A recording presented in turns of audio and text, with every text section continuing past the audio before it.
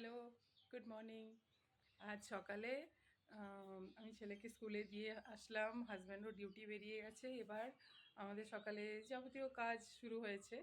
আম, তো আমি দেখাচ্ছি আমাদের জীবনে কি কি চলছে, কি কি হচ্ছে। চলো তোমাদের সাথে শেয়ার করি।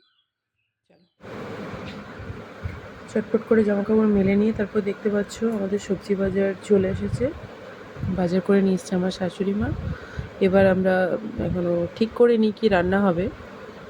চলো দেখতে থাকি কি রান্না হয়, দেখা যাক কি রান্না হয়। এদিকে আবার আমার শাশুড়ি টুকটাক কিছু কাজ শুরু করে দিয়েছে রান্নাঘরে চটপট করে। রান্না যাতে তাড়াতাড়ি হয়, আসলে যা গরম।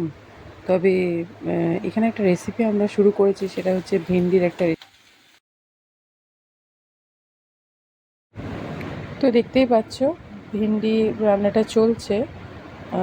এখনও সবে শুরু হয়েছে, এখন হতে দেরি আছে। এছাড়াও হাজব্যান্ডকে আগেই আমাদের সকালে টিফিন দেওয়া হয়ে যায়, মাছের ঝোল। আর ছেলেও সকালে যা টিফিন নিয়ে যাওয়ার, স্কুলে ওকে টিফিন দেওয়া হয়ে যায়। এরপর আমাদের রান্না চলতে থাকে সারাদিন টুকটুক করে, একটু একটু করে। আমরা শাশুড়ি বউ ঠিক করি কী রান্না করব, কি হবে, কি টিফিন, এসব আমাদের চলতে থাকে সারাদিন ধরে। এইভাবেই আর কি সারাদিন চলে। দেখুন আজকে ওয়েদারটা কি সুন্দর, চারিদিকের আকাশটা দেখুন কি ভালো লাগছে।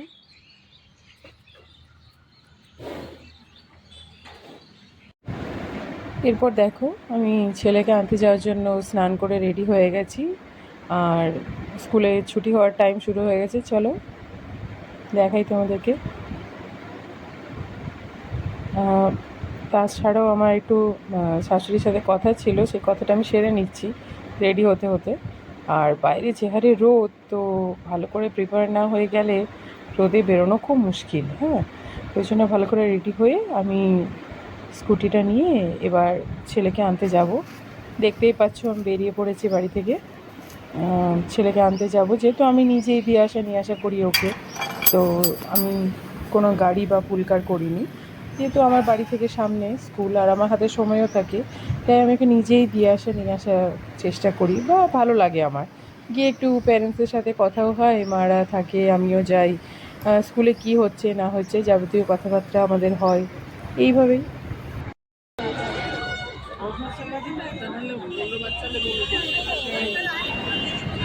দেখতেই পাচ্ছ যে স্কুলে ছুটি হওয়া পেরেন্টসরা সব এসে জড়ো হয়ে গেছে এক জায়গায়। আমরা গেটের সামনে এসে দাঁড়িয়ে থাকি, আর একে একে সবাইকে ছাড়া হয়। এই যে সেকশন ওয়াইজ একে একে সবাইকে বের করা হয়। আমরা ওয়েট করি যে কার বাচ্চা কখন আসবে, সেই মতো আমরা ওয়েট করতে থাকি। দেখতেই পাচ্ছ। এরপর ও ড্রেস চেঞ্জ করতে করতে বলতে থাকে সারাদিন ও স্কুলে কী করে, কী দুষ্টুমি করে, সমস্ত কথা আমাদের দুজনের মধ্যে চলতে থাকে। আর এরপর আর কি ও এসে রেস্ট নেয়, আমিও একটু রেস্ট নিই। আবার দেখা হবে পরের ব্লগে। এভাবে আমাদের সাথে সঙ্গে থেকো আর সাবস্ক্রাইব করো চ্যানেলটিকে। ধন্যবাদ।